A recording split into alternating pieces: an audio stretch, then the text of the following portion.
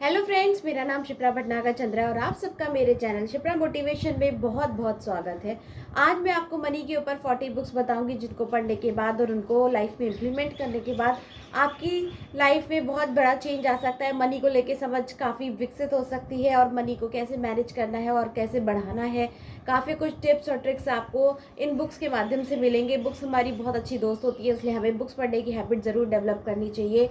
और अगर हम वीक में एक बुक पढ़ते हैं तो साल में 52 हो जाती है, जिसके कारण हमारे अंदर कितनी ज़्यादा नॉलेज होगी और हम जिस फील्ड में ज़्यादा पढ़ते हैं उसी में हम मास्टर हो जाते हैं। तो ज़्यादा टाइम ना लेते हुए चलिए बढ़ते हैं, वन बाई वन मैं आपको सारी बुक्स बताती हूँ। तो फ्रेंड्स, कैटेगरी वाइज मैंने इन बुक्स को 4 कैटेगरी में डिवाइड किया और उसमें आपकी 40 बुक्स कवर होंगी। तो सबसे पहले आपकी कैटेगरी आती है बेसिक, दूसरा आपका आता है इन्वेस्टमेंट, तीसरा आता है बिजनेस एंड फोर्थ आता है प्रोडक्टिविटी।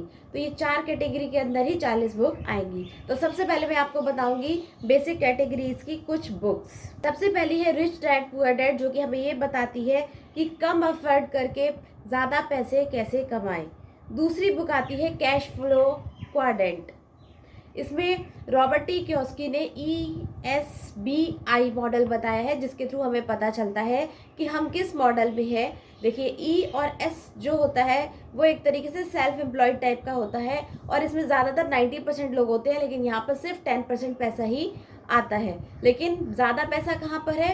B और I यानी बिजनेस एंड इन्वेस्टमेंट कैटेगरी में। तो अगर आप बिजनेसमैन बनते हैं, इन्वेस्टर बनते हैं, तभी आप बहुत बड़ा पैसा कमाएंगे। लेकिन दुर्भाग्यवश इस कैटेगरी में सिर्फ 10% लोग होते हैं और उनके पास दुनिया की 90% वेल्थ इनकी तरफ आती है। तो इस बुक के माध्यम से हमें बताया गया है कि हमें अगर ज़्यादा पैसा कमाना है तो हमें या तो बिजनेस करना चाहिए या इन्वेस्टमेंट करना चाहिए, यानी कि B और या I वाली कैटेगरी में रहना चाहिए। थर्ड बुक है फेक। एक्चुअली फेक का मतलब यही हो गया कि रियल वर्ल्ड में हमें जो भी कुछ पढ़ाया जाता है वो बिल्कुल सच नहीं होता और पैसे के बारे में तो बिल्कुल भी समझ विकसित नहीं करी जाती। स्कूल कॉलेज की पढ़ाई एकेडमिक एजुकेशन के लिए, कॉन्फिडेंस बढ़ाने के लिए ठीक है, नॉलेज थोड़ी सी लेने के लिए ठीक है, लेकिन वो प्रैक्टिकल लाइफ में बहुत ज़्यादा काम नहीं आती है। तो फेक मनी मतलब इन्फ्लेशन के कारण परचेजिंग पावर घट जाती है। तो इसमें इसी से रिलेटेड बताया गया है कि सब कुछ फेक वर्ड है, एक्चुअल में हमें जो पढ़ना चाहिए उस पर फोकस करना चाहिए। और तो हमारी बुक आती है साइकोलॉजी ऑफ मनी, जो कि मनी की साइकोलॉजी पर बेस्ड है, जो हमें बताती है कि किस तरीके से हम अपनी माइंड पावर का यूज़ करके मनी गेम खेल के सही साइकोलॉजी मनी के प्रति एक अच्छा व्यवहार रख के हम अपनी लाइफ में बहुत ज़्यादा मनी को अट्रैक्ट कर सकते हैं। एंड इसी के साथ फिफ्थ बुक आती है रिचेस्ट मैन इन बेबीलोन, जो कि हर व्यक्ति को ज़रूर पढ़नी चाहिए। इसमें बताया गया है कि किस तरीके से एक आदमी ने अपने पैसे को इन्वेस्ट करके कंपाउंडिंग की पावर का यूज़ करके सही से मनी का मैनेजमेंट करके किस तरीके से अपने पैसे को मल्टीप्लाई किया और बेबीलोन का सबसे अमीर आदमी बना। अगर वो बेबीलोन का सबसे अमीर बन सकता है तो हम अपनी फैमिली के, अपने वर्ल्ड के भी एक रिचेस्ट पर्सन बन सकते हैं। के साथ फ्रेंड हम बढ़ते हैं अपनी सेकंड कैटेगरी की तरफ, इन्वेस्टमेंट। देखिए फ्रेंड्स, ESBI क्वाड्रेंट से ये तो समझ में आ गया कि अगर हमें बड़ा पैसा कमाना है तो या तो हमें बिजनेस करना चाहिए या हमें इन्वेस्टमेंट करना चाहिए। और इन्वेस्टमेंट कैसे करें, कहाँ से सीखें, बेसिक नॉलेज क्या होनी चाहिए, क्या इन्वेस्टमेंट होना चाहिए, इन सब के ऊपर भी बहुत अच्छी अच्छी बुक्स बेस्ड हैं। तो चलिए बढ़ते हैं। फर्स्ट बुक आती है the little book common sense of investing. ये बहुत प्यारी सी सिंपल सी बुक है, इसको पढ़िए। इसको पढ़ने के बाद आपको इन्वेस्टिंग की कॉमन सेंस डेवलप होगी। Common sense of mutual funds, ये दूसरी बुक आती है, ये भी बहुत कमाल की बुक है। तीसरी है स्टे द कोच। अपने कोच को पकड़े रहिए, अपने मेंटोर को पकड़े रहिए, वो जैसा आपको गाइड करे वैसे करते जाइए, फिर देखिए आपकी लाइफ में ग्रोथ होना है निश्चित है। एंड फोर्थ आती है the simple part two wealth. ये चारों बुक्स इंडेक्स फंड के ऊपर बेस्ड हैं। इंडेक्स क्या होता है? इंडेक्स एक प्री सेट रूल होता है जिसके अकॉर्डिंग आप फंड को खरीदते हो। जो फंड मैनेजर होते हैं वो आपसे पैसा लेते हैं और इंडेक्स के हिसाब से कि कौन सा शेयर लेना चाहिए, कौन सा नहीं लेना चाहिए, वो एक पर्टिकुलर जगह आपका पैसा इन्वेस्ट कर देते हैं।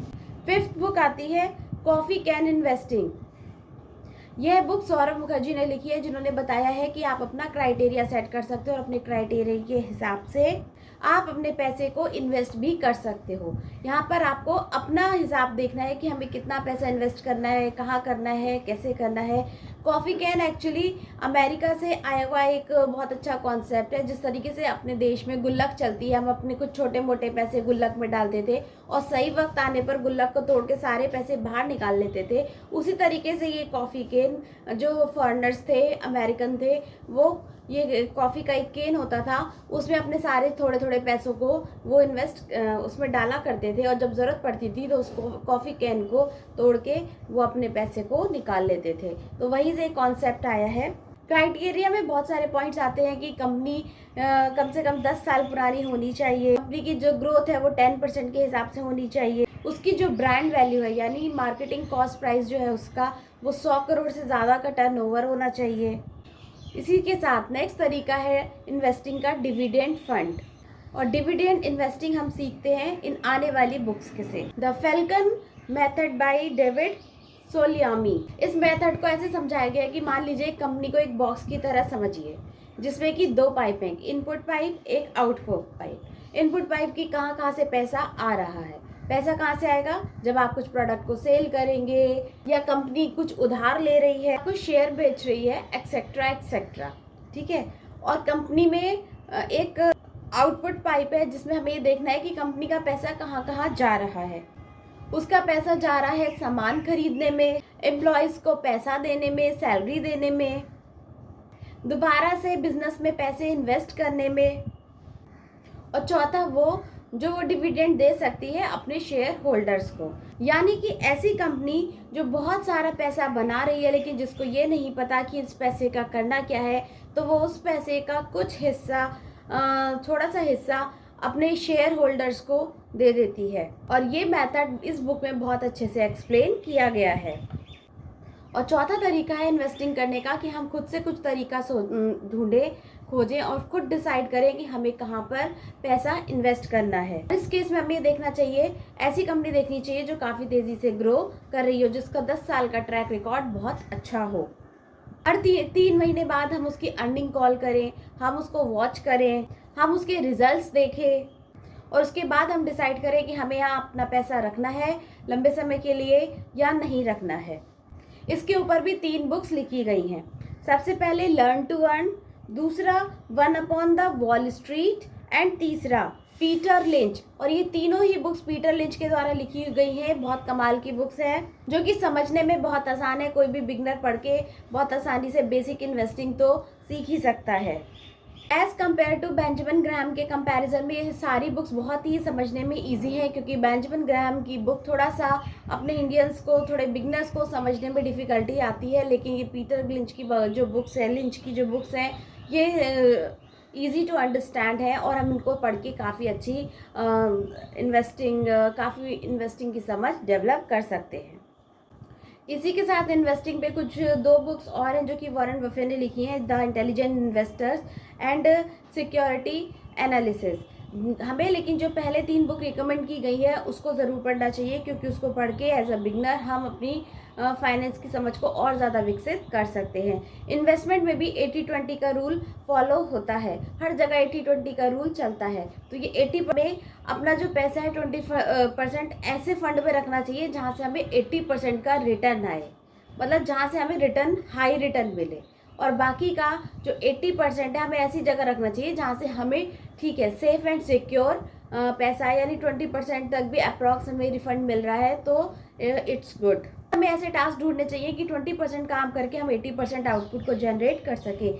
अब इन्वेस्टमेंट के बाद आता है बिजनेस, जैसा कि बिजनेस के ऊपर भी बहुत प्यारी प्यारी बुक्स हैं। सबसे पहले ह्यूमन साइकोलॉजी का, क्योंकि हमें सबसे पहले ह्यूमन साइकोलॉजी का पता होना बहुत ज़रूरी है। रॉबर्ट कियालेडन के द्वारा लिखी हुई एक बहुत अच्छी बुक है प्री सुरासन, एंड थर्ड बुक है influence the psychology of persuasion. Friends, किसी भी बिजनेस में पैसा तभी आता है जब सेल्स होती है, और सेल्स होती है जब हम सामने वाले की साइकोलॉजी को पढ़ लेते हैं। तो साइकोलॉजी को पढ़ने के ऊपर भी 3 बुक बेस्ड है। अगर आपको ये पढ़ना आ गया तो हम इसको अच्छे से यूज़ कर सकते हैं और बहुत अच्छी सेल्स कर सकते हैं। तो इसके लिए 3 बेस्ट बुक्स हैं। रसल बंसल की तीनों बुक्स हैं। एक का नाम है .com सीक्रेट्स, सेकंड है एक्सपर्ट सीक्रेट्स एंड थर्ड है ट्रैफिक सीक्रेट्स। ये सारी की सारी सोशल मीडिया पर बेस्ड है। इसमें बताया गया है कि किस तरीके से सोशल मीडिया का यूज़ करके हम अपनी अर्निंग को और ज़्यादा इनहेंस कर सकते हैं, अपनी ब्रांड वैल्यू को इनहेंस कर सकते हैं और किस तरीके से हम ऐड को और अच्छे से रन कर सकते हैं, कस्टमर को अट्रैक्ट करके हम ज़्यादा सेल्स कर सकते हैं। एड्स मीन सेल, जितनी ज़्यादा आप ऐड शो करेंगे उतनी ज़्यादा हमारी सेल होगी, उतनी ज़्यादा हमारी कंपनी का टर्नओवर बढ़ेगा। और कैसे एक सिंगल इंसान मल्टीपल लोगों को सेल्स कर सकता है, इसके ऊपर भी 2 बुक्स बेस्ड हैं। एक है scientific advertising and second book है माय लाइफ एडवर्टाइजिंग। और दोनों बुक्स लिखी हैं क्लॉड सी हॉपकिंस ने, जो कि अपने ज़माने के जाने माने एड इंडस्ट्री के बहुत बड़े माने जाते हैं। उन्होंने बहुत सारे छोटे से स्टार्टअप को बहुत बड़े लेवल पे पहुंचाया, जिसमें कि पामोलिव, पेप्सोडेंट, बहुत सारी ऐसी कंपनियां इंक्लूड है जिनको उन्होंने बिल्कुल स्टार्टअप भी था, शुरुआत थी, लेकिन उनको उसने टॉप लेवल पे पहुँचा दिया और एक बहुत बड़ा एंटरप्रेन्योरशिप बना दिया। इसके बाद 3 बुक्स एंटरप्रेन्योरशिप की लाइफ पर भी बेस्ड है। सबसे पहली है entrepreneurship simplified by Ashok Soota, from idea to IPO। इनकी कंपनी है हैप्पीएस्ट माइंड्स। इन्होंने 2 बार अपनी कंपनी का IPO लॉन्च किया। और दूसरी है दोगलापन, जो कि मिस्टर ग्रोवर जी ने लिखी है। हालांकि जब उन्होंने बुक लिखी थी तो वो काफ़ी खुंदस में थे, क्योंकि उनको कंपनी से निकाल दिया गया था। इसलिए उन्होंने बुक में अपनी आप बीती को ज़्यादा एक्सप्रेस किया है, लेकिन कंट्रोवर्सी के कारण ये बुक काफ़ी पॉपुलर हो गई और लोगों ने इसको बहुत ज़्यादा पसंद किया। तो ये बुक भी आप पढ़ सकते हैं। एंड तीसरा है सुपर पम्प्ड। ये स्टोरी है उबेर के फाउंडर की। हालांकि उन्होंने ये बुक खुद नहीं लिखी है, लेकिन फिर भी उनकी बहुत अच्छी बायोग्राफी इसमें दी गई है। उनके जीवन का एक्सप्लेनेशन बहुत अच्छे से समझाया गया है। तो आप ये सारी बुक्स भी पढ़ सकते हैं, फिर आप इसकी सीरीज भी देख सकते हैं। बिजनेस में 2 चीज़ों को समझना बहुत इंपॉर्टेंट है। एक है टैक्सेस एंड दूसरा कॉरपोरेशन को क्यों ओन करें। और इसके ऊपर 2 बुक्स हैं। एक है टैक्स फ्री वेल्थ, जो कि रॉबर्ट टी कियोस्की के CA, जो कि एक अमेरिकन है, उन्होंने लिखी है। और उन्होंने बताया कि किस तरीके से आप अपनी वेल्थ को टैक्स फ्री कर सकते हैं, कहाँ से आप अपना टैक्स बचा सकते हैं। और दूसरा है ओन योर ओन कॉरपोरेशन, और यह भी रॉबर्ट टी कियोस्की के टीम मेंबर्स ने ही लिखी है। फ्रेंड्स, अपनी एक कंपनी को बनाना या अपनी एक कंपनी ओन करना, कॉरपोरेशन को ओन करना बहुत मस्ट होता है। क्यों होता है? देखिए, मान लीजिए कि आज मैंने कुछ शुरू किया, अगर मैं प्रोप्राइटर हूँ और मैंने कुछ शुरू किया, भविष्य में जाके मुझसे कुछ गलती होती है या मैं कुछ गलतियाँ करता हूँ, तो अगर कभी वैसी सिचुएशन आती है जहाँ पर गवर्नमेंट मेरा सारा पैसा हड़प सकती है, तो वो मेरी पर्सनल प्रॉपर्टी को भी हड़प लेगी। लेकिन जब हम कंपनी खोलते हैं तो वो एक कंपनी गवर्नमेंट की नज़रों में एक अलग आइडेंटिटी होती है, उसका एक अलग पैन कार्ड होता है, अलग GST होता है। तो वो मुझे और मेरी कंपनी को अलग अलग समझते हैं। आगे जाके फ्यूचर में अगर कभी कुछ गलतियाँ होती हैं, बहुत ज़्यादा लॉस होता है, कुछ भी होता है, तो वो कंपनी की प्रॉपर्टी को जब्त करेंगे, ना कि मेरी पर्सनल प्रॉपर्टी को। इसलिए कंपनी को ओन करना बहुत ज़रूरी होता है। आपने देखा होगा कि पहले जो ज़्यादातर मिलेनियर्स होते थे वो रियल एस्टेट की वजह से बने थे। तो रियल एस्टेट भी एक बहुत अच्छा कॉन्सेप्ट है और इस पे भी उन्होंने बहुत सारी बुक्स बताई हैं। The Millionaire, real estate investor. Company में सिस्टम को मैनेज करना भी बहुत इंपॉर्टेंट होता है। अगर हम किसी भी कंपनी में सिस्टम को मैनेज नहीं करेंगे तो हम किसी भी चीज़ को अच्छे से मैनेज नहीं कर पाएंगे। फॉर एग्जाम्पल, आपको रेस्टोरेंट का बिजनेस है। अब एक रेस्टोरेंट चलाना और 100 रेस्टोरेंट चलाना, इसमें बहुत ज़मीन आसमान का फ़र्क होता है। ये सिस्टम क्या होता है, जैसे कि आप देख सकते हैं मैकडी का सिस्टम है कि किस तरीके से उनकी पूरी फ्रेंचाइजी मॉडल पूरे देश में, पूरी ऑल ओवर वर्ल्ड में एक जैसा ही काम करता है। तो एक सिस्टम बिल्ड करना बहुत ज़रूरी होता है और उसी के तहत हम अपने बिजनेस को मल्टीपल कर सकते हैं। भी बिजनेस विल पावर से नहीं चलता, सिस्टम से चलता है। अगर सिस्टम सही होगा तो आपकी ग्रोथ बहुत अच्छी होती चली जाएगी। और इसके लिए एक बहुत ही अच्छी बुक है जिसका नाम है high output management by Andrew S crow. Intel के CEO हैं, उनके द्वारा लिखी हुई बहुत अच्छी बुक है।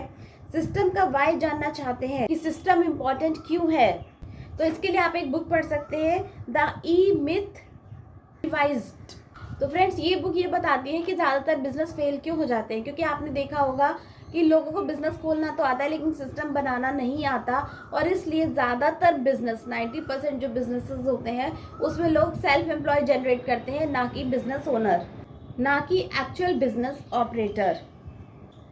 बिजनेस में नेक्स्ट इंपॉर्टेंट है कि आप टीम कैसे बनाते हैं। तो 2 बुक हैं, हु नॉट हाउ। इसका मतलब है कि आपको सारा काम खुद करने की ज़रूरत नहीं है, आप ऐसे लोगों को देखिए जो आपकी हेल्प कर सकते हैं। इससे आपकी एफिशिएंसी एंड प्रोडक्टिविटी दोनों बढ़ेगी और आपकी एक अच्छी टीम भी आपको बनाना आएगा। एंड सेकंड बुक है 10x ईजियर टू 2x, यानी कि कहने का मतलब ये है आपको अपनी ग्रोथ को डबल करने से ज़्यादा 10x करना आसान होता है, क्योंकि डबल करने के लिए मान लीजिए अभी आप 8 घंटे काम कर रहे हैं और खुद से कर रहे हैं तो 16 घंटे काम करेंगे, कुछ ज़्यादा स्ट्रैटेजी और वो सब नहीं लगा पाएंगे। लेकिन जब आपको 10x पे जाना है तो अब आपको दिमाग के सारे घोड़े दौड़ाने पड़ेंगे। अब आप अकेले काम नहीं कर सकते, आपको अपने साथ एक टीम हायर करनी पड़ेगी। टीम की हेल्प से आप टाइम को मल्टीप्लाई करेंगे, आप मनी को मल्टीप्लाई करेंगे, आप अपनी प्रोडक्टिविटी को मल्टीप्लाई करेंगे, और जब इतने सारे लोग मिलकर एक काम को करते हैं तो 10x करना बहुत आसान हो जाता है। तो ये बुक इसी के ऊपर बेस्ड है। टीम बना के सिस्टम बिल्ड करके सब कुछ पॉसिबल है। तो अगर आप भी बिजनेस स्टार्ट करने का सोच रहे हैं, अमीर कामयाब बनने का सोच रहे हैं, तो आप भी अपनी टीम बनाइए, सिस्टम बिल्ड करिए, सिस्टम से काम करिए, ईमानदारी से काम करिए, फिर देखिए आपकी ग्रोथ कितनी ऊपर जाती है। आउटस्टैंडिंग बिजनेस क्रिएट करने के लिए भी 2 बुक्स बताई गई हैं, 0 to 1 and blue ocean strategies. ये बताएगी कि कॉम्पिटिटिव एडवांटेज कैसे क्रिएट करना है ताकि कोई भी आपका बिजनेस कॉपी ना कर पाए, और जब ऐसा होता है तो आपकी मार्केट में एक अपनी वैल्यू बनी रहती है और आपकी इम्पोर्टेंस भी बनी रहती है। तो फ्रेंड्स, आपने अभी तक 3 कैटेगरीज देख ली। अब हम नेक्स्ट कैटेगरी पे जा रहे हैं, प्रोडक्टिविटी, जो कि बहुत ज़्यादा इम्पॉर्टेंट है।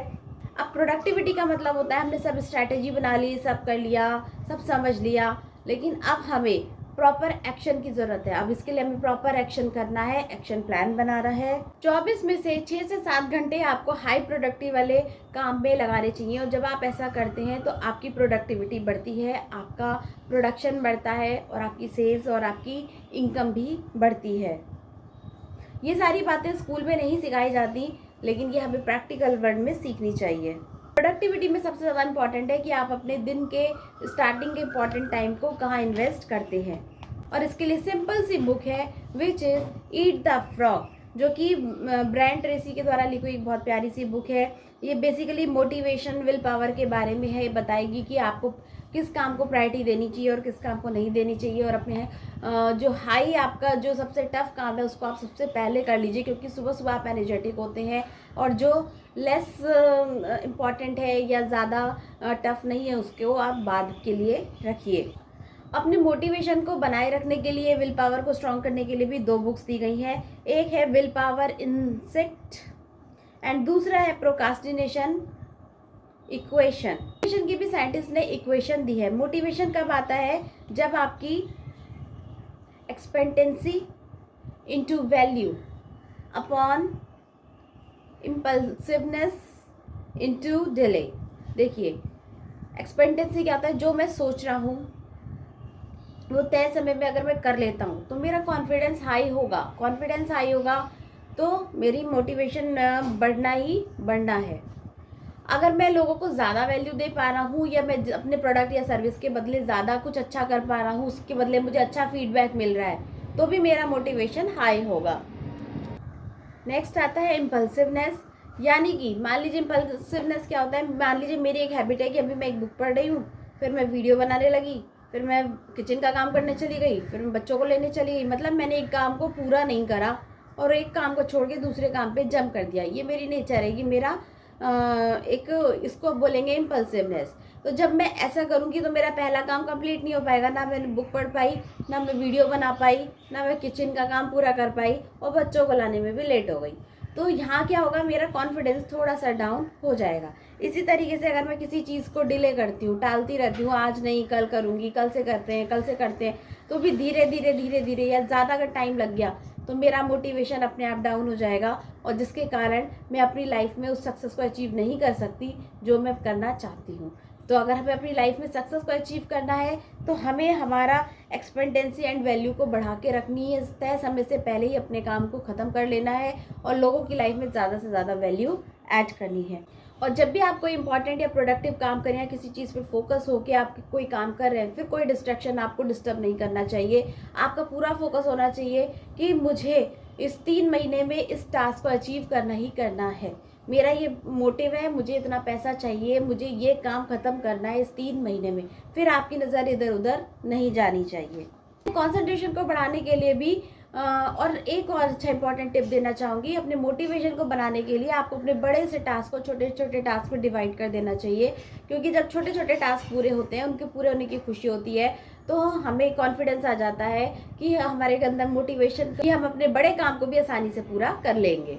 और फ्रेंड्स, अपने कॉन्फिडेंस को, अपने कंसंट्रेशन को बढ़ाने के लिए भी सिंपल सी 2 छोटी सी बुक है जो कि आप पढ़ सकते हैं। एक है फ्लो, एक है डीप वर्क। इन दोनों को पढ़ने के बाद आपका कंसंट्रेशन लेवल बहुत ज़्यादा हाई हो जाएगा। इसमें एक ऐसे व्यक्ति की, डीप वर्क में एक ऐसे व्यक्ति की स्टोरी बताई गई है कि किस तरीके से उसने अपने काम पे फोकस किया और वो आगे बढ़ गया।